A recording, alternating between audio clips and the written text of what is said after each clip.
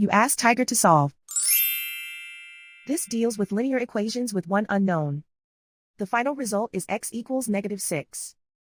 Let's solve it step by step. Simplify the expression. Group like terms.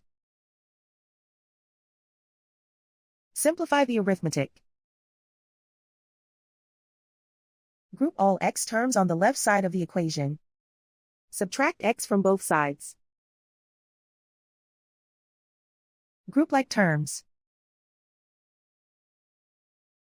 Simplify the arithmetic. Group like terms. Simplify the arithmetic.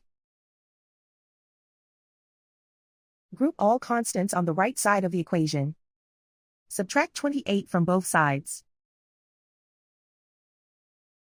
Simplify the arithmetic.